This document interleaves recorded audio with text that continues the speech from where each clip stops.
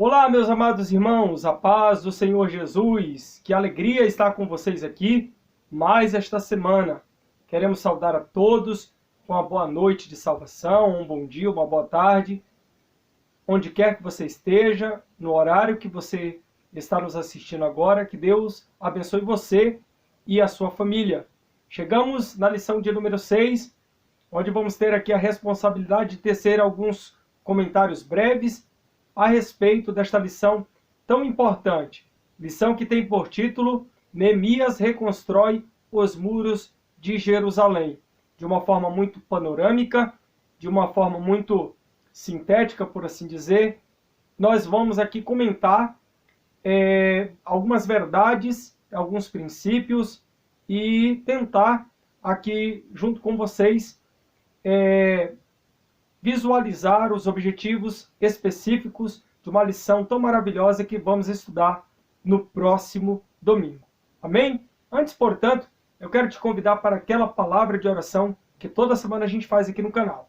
Eterno Deus e amado Pai, muito obrigado por este momento e esse espaço tão especial que temos de poder contribuir para alunos, professores, superintendentes da escola dominical, os amigos que estão inscritos em nosso canal. Toda semana termos o privilégio de poder falar um pouco mais a Tua palavra, ser conosco e que os frutos, Senhor, deste momento venham reverberar pela eternidade. Em nome de Jesus, amém. Que maravilha, né? Tudo coração dá certo. Olha que lição especial é que temos em mãos aqui. Neemias reconstrói os muros de Jerusalém.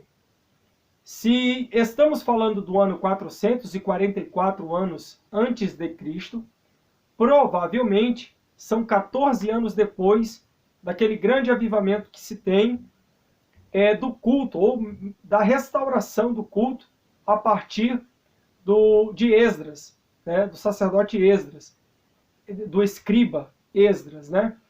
É interessante a gente perceber os anos para nós não nos perdermos. Na repatriação e na recolonização, a primeira leva dos judeus, que vem a partir do decreto, né, do despacho do decreto de Ciro, vem liderados sob a governança de Zorobabel, governador de Judá, e o sumo sacerdote Josué. Há ali uma paralisação, como nós estudamos, né, de cerca de 15 a 20 anos, por conta de uma forte oposição dos samaritanos e de povos pagãos que estavam habitando ali aquela cidade, Jerusalém. Os muros estavam despedaçados, mas agora nós conseguimos perceber ao longo da história Deus agindo, animando Zorobabel e Josué, levantando Ageu e Zacarias, como estudamos semana passada, profetizando para os líderes daquela nação, e aquela nação, enfim, terminando o templo e, posteriormente, vindo aí aquele culto, aquela renovação, o sacrifício, para que toda a nação de Israel pudesse adorar o verdadeiro Deus, o único Deus. A gente precisa perceber que, dado esse contexto, nós vamos ter alguém na história que se preocupou com um quadro não só espiritual, mas o quadro social que estava estabelecido naquela cidade. Eu falei pouco aqui nessas 5 lições anteriores sobre o contexto social. O povo vivia em extrema miséria. Naquele tempo, não havia uma classe social definida. Aqui no Brasil, há uma classificação de classes sociais. Se você pegar um extrato social, você vai perceber que temos aqui a classe A, a classe B, a classe C e a classe D e E. Quando nós estamos falando de classe social, nós estamos falando de camadas da sociedade onde as pessoas estão. Aqueles que estão abaixo da linha da pobreza, até os milionários, até as pessoas que têm muito recurso. Naquele tempo, quem tinha, tinha. Quem não tinha, não tinha, meu irmão. Não tinha nada. Então, o quadro social de Israel, de Jerusalém, das pessoas que viviam lá, era de uma extrema miséria. O que diferenciava uma cidade de uma vila era exatamente os seus muros. E quanto maiores, mais largos, mais fortificados fossem os muros, mais fortificada era a cidade e as suas fortalezas contra a invasão dos inimigos. Naquele tempo, era como Thomas Hobbes falou, né, cerca de quase 1500 anos depois, né, na era pré-iluminista, que ele diz que o homem é o lobo do homem numa guerra de todos contra todos. A gente vai perceber que o ser humano sempre tentando ir brigando por terras. E a Terra Santa era alvo, né, de muitos colonizadores, muitos conquistadores, muitos povos que queriam habitar uma terra onde mana leite e mel. Se você parar para analisar Israel hoje, eles têm uma graça tão grande da parte de Deus que eles conseguem fazer uma lavoura em pleno deserto. Se você pesquisar aí no Google, no YouTube, você vai perceber a tremenda engenharia que eles têm a partir da questão da agricultura e como fazer dar frutos em meio a um deserto.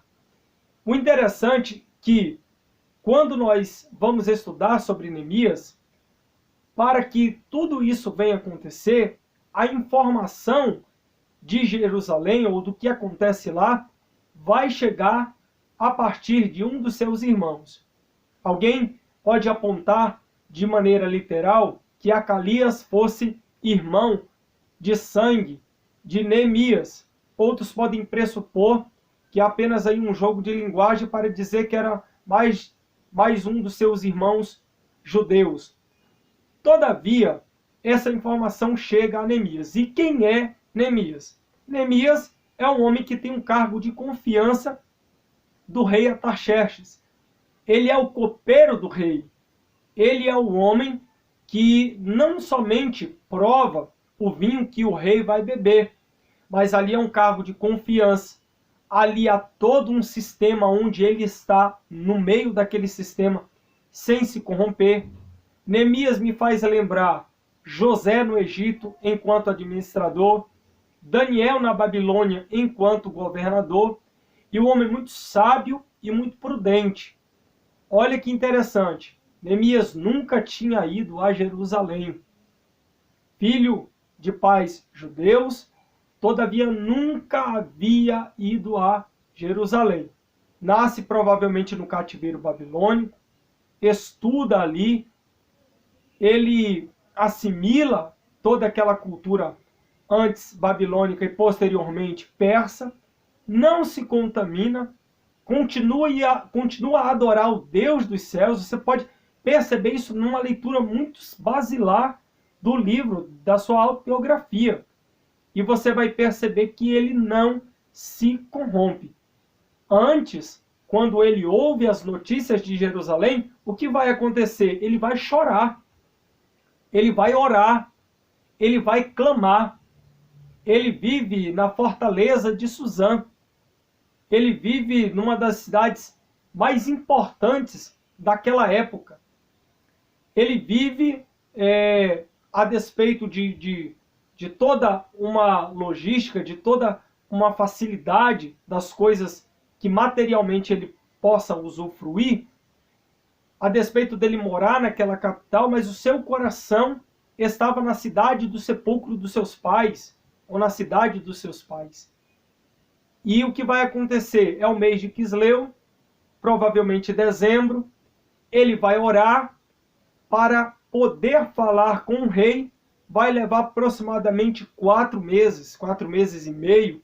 Ele vai buscar primeiramente a Deus para ter uma direção, tamanha sensibilidade pelos seus irmãos, não só de sangue, mas os irmãos judeus que estão em grande miséria.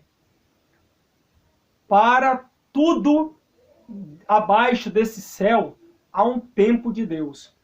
Eu acho muito interessante que para Deus não existe o tempo. Não há nada que venha prender a Deus em um espaço de tempo. Mas no Cronos, no tempo do ser humano, Deus, ele foi o criador, o construtor, ele que foi o idealizador dos tempos, das eras, das estações. E ao tempo certo, no olhar Kairos e Cronos de Deus, ele então abençoa e Neemias é levantado não só como um governador, como um político da época, mas como um homem de Deus, para quê? Para reconstruir os muros. Alguém pode perguntar, por que esses muros não foi feito na época de Zorobabel? Por que esses muros não foi feito na época do sumo sacerdote Josué? Por que esses muros eles não foram estabelecidos no espaço de 14 anos antes, quando Esdras restaurava o culto e a adoração ao Senhor com toda aquela nação? Meus amados irmãos, são várias as indagações e você pode até deixar aí nos comentários. Você que não é inscrito no nosso canal, se inscreva, deixe sua pergunta. Só que a gente precisa entender o contexto em que cada líder de Judá e que esteve ali em Jerusalém teve uma missão, teve que cumprir determinadas ações para que essas coisas pudessem sair de uma maneira muito correta, muito sábia. E outra, aqui no Brasil é estabelecido economicamente aquilo que nós entendemos como classe social. Se você puxar mais um extrato social do nosso país, você vai perceber algumas classes. Classe A, B, C, classe D e E. Desde aquelas pessoas que vivem abaixo da linha da pobreza até os milionários e bilionários, que são pouquíssimos, né? A grande parte da população é uma população pobre, é uma população humilde, uma população que precisa, que necessita de recursos financeiros para poder sobreviver. A gente está observando, nesse tempo de pandemia, um auxílio emergencial do governo para que as pessoas possam, né, respirar no meio de tanto desemprego. E o que ainda não é suficiente, poderia ser mais num país tão rico quanto esse. Mas a corrupção, a desonestidade, né, e muitas outras coisas que não vem ao caso citar aqui, ou falar, ou se delongar nisso, mas a gente já sabe. O fato é que quando Neemias vem, ele vem amparado, vem com uma comitiva, provavelmente vem com algum recurso financeiro sim, porque nada se faz sem recurso financeiro. O próprio Zorobabel, ele não veio só com a carta do rei, né, do rei Ciro na época. Veio com provisão. Há um decreto estabelecendo provisões financeiras, recursos materiais, para poder na época fazer o templo. E agora, Neemias vem no intuito de reconstruir os muros. Antes, portanto, ele clamou, ele orou, ele buscou ao Senhor. E vai chegar um momento em que Neemias vai entrar triste, com um semblante triste, na presença do rei. E a Bíblia nos afirma que ele nunca antes havia entrado com um semblante caído. Mas chega um momento na nossa vida que a situação está tão insuportável que o nosso semblante nos deixa transparecer que alguma coisa não está tão bem. E Neemias, a despeito de ter um cargo de confiança do rei, a despeito de ter um destaque em um sistema político, o rei vai olhar para ele e vai perceber no seu semblante que ele não está bem. Quando ele percebe isso, ele faz uma pergunta: o que é que te aflige? E ele não vai mentir, vai falar a verdade. Como eu posso estar alegre vendo meu povo em Jerusalém perecer? E ali vai ter uma conversa, ele vai conversar diante daquele rei, e de repente o rei pergunta quanto tempo ele vai, para ele ir lá, para ele fazer o que ele tem que fazer, e depois ele retornar para as suas atividades, e é estabelecido ali um período, e ele vem até Jerusalém. O mais incrível disso tudo é que quando ele chega em Jerusalém, quando ele vem com todo o aparato em que o rei dá condições aqui materiais para ele reconstruir aqueles muros, acredito assim, quando ele chega em Jerusalém, ele vai sair na noite, com uma comitiva sem falar absolutamente nada. Ele é um homem de Deus. Ele não é só uma personagem político que vai fazer a diferença no meio de um sistema completamente corrupto, mas ele é um homem de Deus. Ele é muito prudente. Neemias age de forma sábia.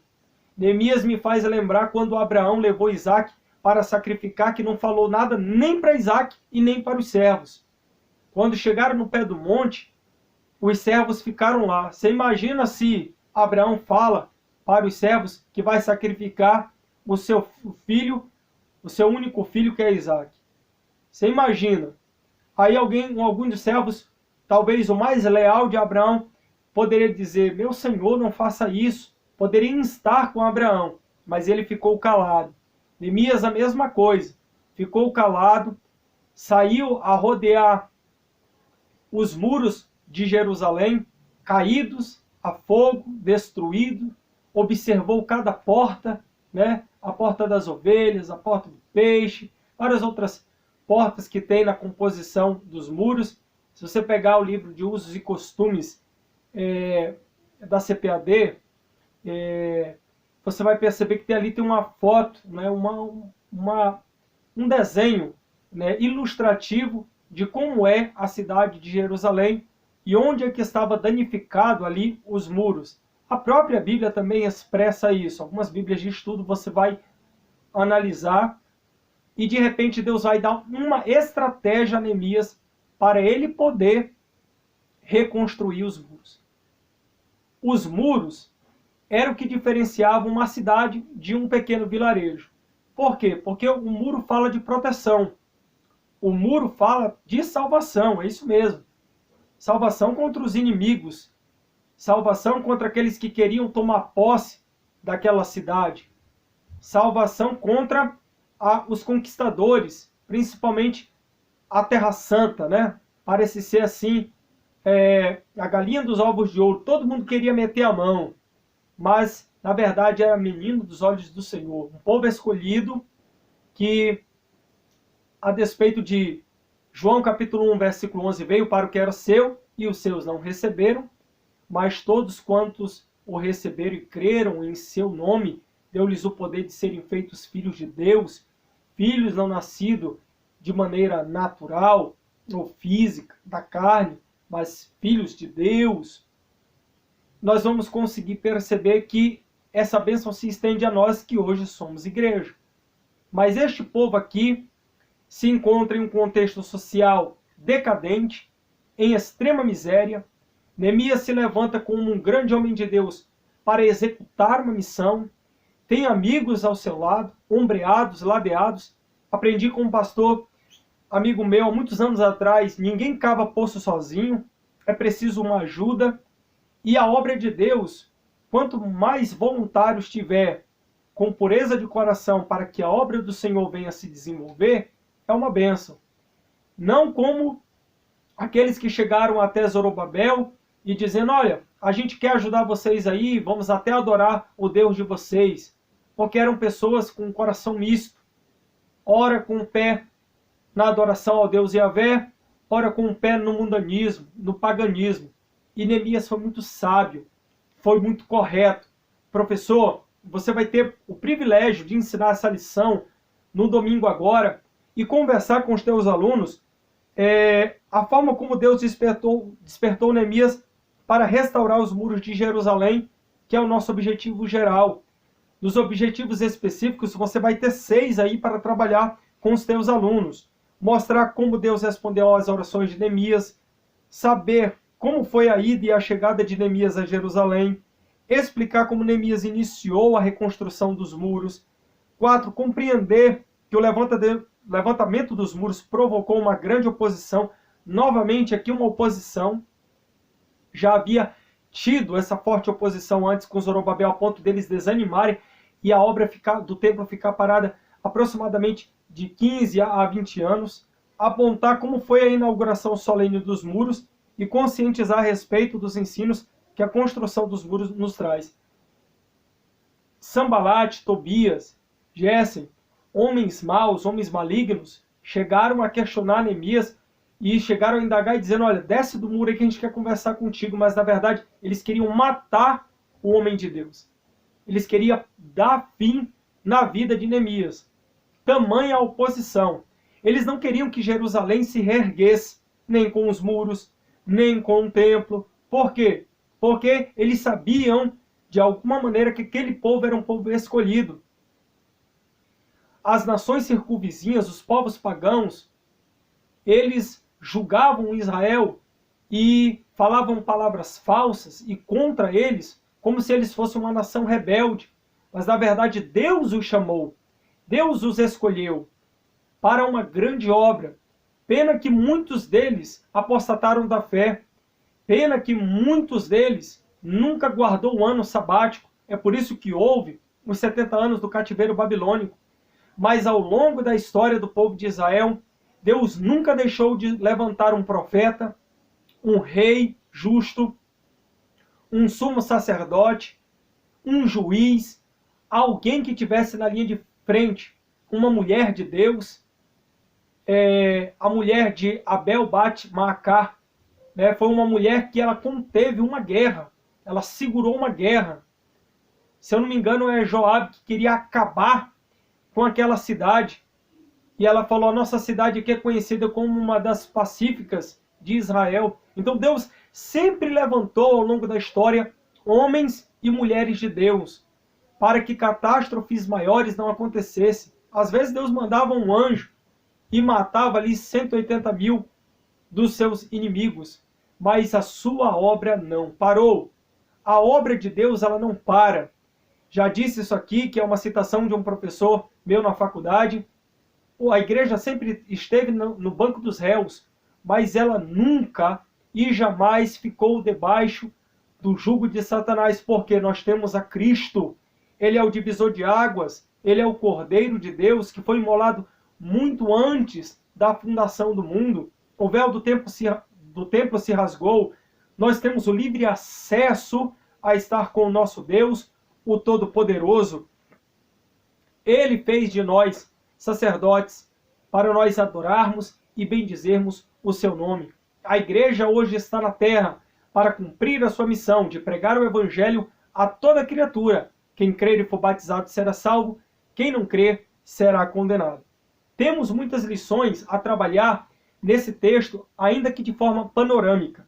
Observe que os muros de Jerusalém foram levantados e como Deus levantou o homem certo para executar esta obra, a obra era de Deus, o qual o dono da obra providenciou tudo o que era necessário para a realização, desde a autorização do rei para o envio de Neemias até os recursos para custear a construção.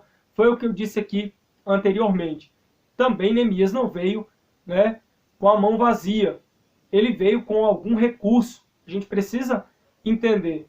Hoje, para a gente construir uma congregação, vai recurso financeiro. Pastor Joel, que foi meu pastor muitos anos em Porto Velho, Rondônia, sempre afirmou que o dinheiro por tudo responde, né? Eu acho interessante que nessa dinâmica, é preciso sim de recursos materiais. É por isso que muitas das vezes, quando você oferta, dizima, e este recurso ele é bem aplicado, nós temos o retorno disso a congregações, a campos eclesiásticos, a campos missionários, a algo que é estabelecido para a obra do Senhor. Outro ponto a considerar também é que muitos homens de Deus que outrora foram muito usados pelo Senhor, ocuparam posições de destaque, reconhecidos nacionalmente e internacionalmente, lideraram grandes obras, hoje vivem à sombra do passado, como num ostracismo eclesiástico. Muitos desabaram com seus ministérios, por falta de quê? De prudência. E Neemias provou ser um homem de Deus com muita prudência e com muita sabedoria. Saiu primeiro a identificar o campo, a olhar, a enxergar. Ele não já chegou mudando, ele não já chegou fazendo uma revolução, ele não já chegou no campo dizendo assim, ó, isso aqui precisa ser feito assim, assim, assim. Ele vai analisar a situação de uma maneira muito técnica, de uma maneira muito analítica, para poder então, ele, com a estratégia e sabedoria de Deus, ele dividir a tarefa com os judeus. Primeiro ele observa, ele analisa, depois ele faz uma convocação, ele chama as lideranças, ele chama o povo ao trabalho, ele mostra o decreto do rei, e quando eles veem o decreto do rei, eles se animam e vão reconstruir os muros, que é o símbolo dessa proteção. Hoje a nossa proteção é Jesus, hoje a nossa proteção é o Senhor. Nos tempos de Israel a proteção é Deus. Obviamente estamos falando, e sempre tratamos disso aqui, da Trindade, mas nós entendemos que nós temos um só Deus, subsistido no Deus Pai, Filho e Espírito Santo, cada um desempenhando o seu papel. Temos o Consolador na presente era.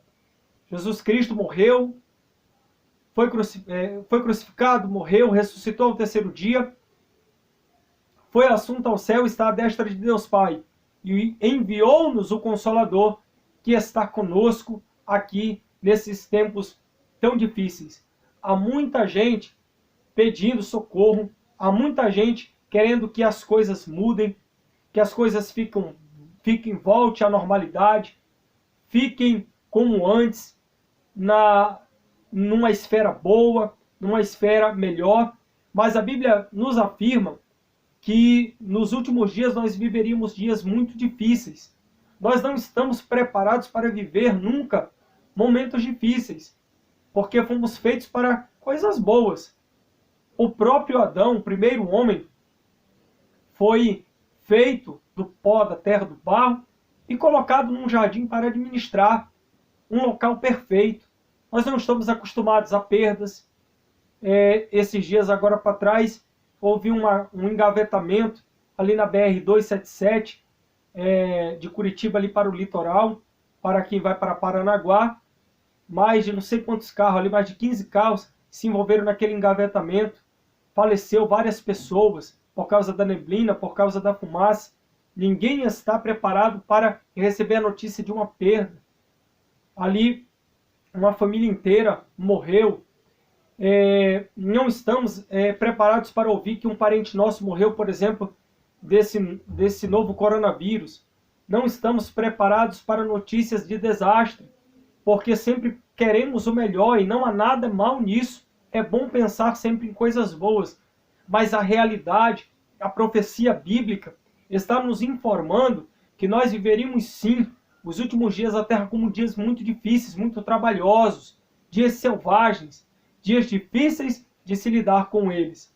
Quando Neemias ele reconstrói, ele começa a reconstrução dos muros nos seus locais pontuais, e a obra de Deus ela é tão perfeita que vai ter uma equipe em cada local, um ponto-chave daquele muro, a ponto deles concluírem aquela obra de uma forma muito dinâmica e uma forma muito correta, fechando todas as brechas.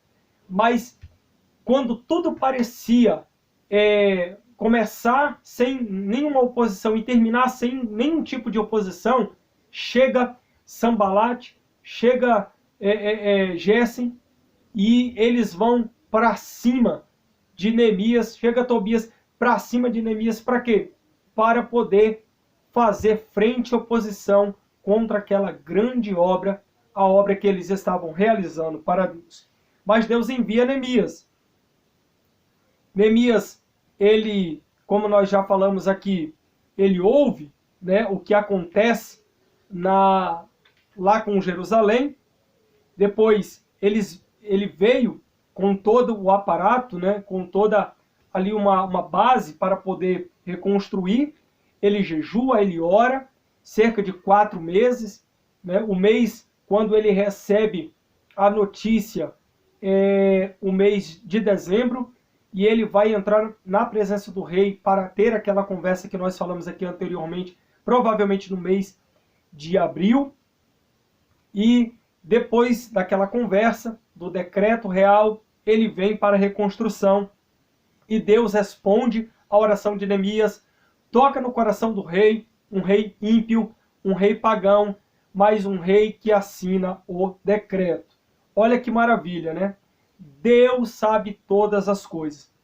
O próprio final do livro de Neemias, né, da sua autobiografia, do livro que leva o seu nome, está escrito: Senhor, lembra-te de mim, né, Deus meu, para o bem. Né? Durante uma tarefa impossível aos olhos humanos, aquele grande homem de Deus, aquele político da sua época, ele fez a diferença no meio de um sistema tão corrompido. Neemias chega a Jerusalém, faz um levantamento real das situações do muro, ele declara posteriormente a sua intenção, como eu falei aqui, convoca ali algumas lideranças, conversa ali com o povo, mostra o decreto real, mostra ali nas mãos para que aqueles homens pudessem ler, ver, visualizar, né, em papel, ali com a marca do rei, o decreto, o despacho real. E o que vai acontecer?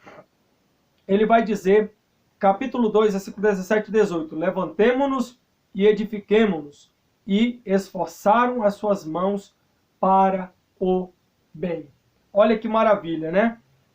Embora Neemias chegasse como um governador e com plena autoridade do Império Persa, ele preferiu confiar os seus planos, né, ou os seus projetos, ou a forma como ele iria fazer, nas mãos de Deus, com um exercício de dependência total de um Deus Todo-Poderoso. Ou seja, não é pela minha força, não é pelo meu jeito, não é pela conta bancária, não é porque o rei deu todo o material, não é porque o rei mandou trabalhadores, mandou talvez alguns escravos. Vamos aqui conjecturar, de repente o rei fala assim, olha, manda aí uns 200 escravos desse daí para ajudar Neemias naquela reconstrução. Estou aqui fazendo de uma forma muito hipotética, né, ilustrando. Não é isso. Os planos ele confiou a Deus, né? Sem dúvida ele estava esperando em Deus ao invés de se precipitar, porque senão poderia receber a mesma repreensão que Zorobabel recebeu, né, do profeta Zacarias. Não é por força, nem por violência, mas é pelo meu espírito. Então ele passou a fazer uma inspeção cautelosa dos muros, né, dos danos causados, calculou as despesas, não foi uma pessoa precipitada, né, não foi um líder ganancioso, não roubou a igreja, né, não fez projetos aí faraônicos que ele não pudesse depois prestar conta ao rei. Foi muito sábio.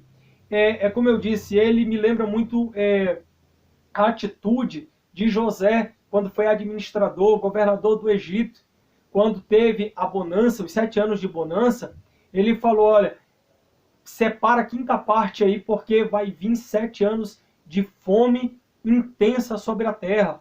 Soube calcular, soube estar na presença do Senhor, calculou despesas, fez tudo aquilo que era preciso fazer. Então é importante observar que, em vez de criticar os judeus pelos semblantes tristes, o que aconteceu aí? Ele vai dar uma palavra de ânimo, e essa palavra de ânimo é uma palavra que vai sustentar esse povo para esse grande trabalho. Qual é o plano de Neemias? Capítulo de número 3, você pode ler. Neemias dividiu a tarefa da construção em partes, simultaneamente lado a lado. Haveria pessoas encarregadas para levantar o muro ao longo de toda a sua extensão, muitas delas edificando pedaços do muro que ficava em frente à sua própria casa. Foi estratégico, o coração do povo se inclinou a trabalhar. Eu achei esse versículo lindo, Neemias capítulo 4, versículo de número 6. Qual foi a tática dele, né, de enganjar todos os judeus na obra de edificação do muro? E é um exemplo a ser seguido. Já disse isso aqui em vídeos anteriores, já participei de construções de templos. Eu achava muito legal quando todos os obreiros estavam envolvidos, né, mesmo aqueles que não eram pedreiro, mas estávamos ali para juntar, ajudar, levar um tijolo, fazer uma massa e, enfim, a obra do Senhor foi dado a sua sequência. A união dos judeus foi ameaçada, porque, a despeito da boa organização, da união necessária, surgiu um grande problema, né, entre pobres e ricos. Neemias tomou conhecimento desse problema e, sabiamente, ele resolveu e a obra prosseguiu. Esse tópico será retomado aí, na lição de número 8, a gente vai falar disso mais para frente. Então, Neemias, cheio de fé e coragem, inicia o levantamento do quê? Dos muros. Então, cada homem de Deus que o Senhor levantou, que o Deus Yahvé levantou para as suas específicas missões no pós-exílio, deu tudo certo na obediência, na sabedoria, com pessoas certas para o trabalho certo. Às vezes nós julgamos pela aparência. Vamos lá que nem Samuel, de repente olha Eliabe e diz, é esse daí. E na verdade tem um Davi cuidando de ovelhas, de detrás do curral, né? 1 Crônicas 17, 7, 8, pastoreando ovelhas de trás do curral, de trás das ovelhas, e Deus está olhando aquele Davi para derrubar o seu Golias, né? O levantamento dos muros provocou grande oposição, iniciada em Sanbalat e Tobias, indignaram-se grandemente e usaram várias estratégias para o quê? Para derrubar, para acabar com a obra de Deus. Meus amados irmãos, comentei, eu acho que isso na lição, no vídeo anterior, né? Tem pessoas que estão dentro da igreja, ele não é igreja e ele está ali somente para destruir, derrubar, criticar, apontar e dizer que não vai dar certo, mas estão derrotados pelo poder do nome do Senhor Jesus. O muro foi concluído, Neemias capítulo 6, versículo 15. Essa vitória teve grande repercussão. Até os inimigos tiveram de reconhecer, né, que o nosso Deus fizera esta obra, Neemias capítulo 6, versículo 16. O muro foi, então, solenemente inaugurado. Você vai trabalhar isso com os teus alunos, né, que para a dedicação dos muros foram convocados todos os levitas, a fim de dedicarem os muros com alegria, louvores, canto, com saltério, com alaúdes e com harpas, né? Nós temos aí este registro de Neemias capítulo 12, versículo 27, e ato de dedicação que inclui 2 procissões ao longo dos muros, as quais pararam diante da casa de Deus, onde houve sacrifícios, e aí é retomado também a grande adoração a Deus. E por último, você vai trabalhar aí, os muros trazem ensino simbólico importante sobre o que? Proteção, salvação. Hoje nós temos Cristo, né, como o nosso único e suficiente Senhor e Salvador da nossa vida. Quando você está pregando na sua igreja, alguém decide entregar a sua vida para Jesus ou se reconciliar, né, você está dizendo para ele que Jesus é a única salvação, o único meio, né? João capítulo 14, versículo 6, eu sou o caminho, a verdade e a vida. A Bíblia fala de salvação como um muro, aos teus muros chamarás salvação e as tuas portas louvor. Esse é o nosso texto áureo, né? Não acredito aqui que eu mencionei aqui a verdade prática, mas retomando aqui, somente despertados podemos vencer qualquer obstáculo para realizarmos a obra de Deus. Gosto muito dessa verdade prática, algo maravilhoso. O muro da salvação fala da divina proteção e beneficia, obviamente, aqueles que abrigam-se dentro dele. Quem está para além dos muros é difícil, mas dentro dos muros há uma proteção. Há até uma charge de um jovenzinho que está correndo e vê uma cerca e ele resolve pular essa cerca. E aí alguém está dizendo para ele, ei rapaz, essa cerca aí é de proteção, porque na verdade depois da cerca tem um abismo, né, onde aquele rapazinho lá vai cair. Uma charge muito interessante, né? Paulo disse, eu sei em quem eu tenho crido e estou certo que é poderoso para guardar o meu depósito até aquele grande dia, né? Ou até aquele dia, 2 Timóteo capítulo 1, versículo 12. O muro também fala de salvação, né, que é uma permanente linha divisória entre o reino de Deus e o reino deste mundo.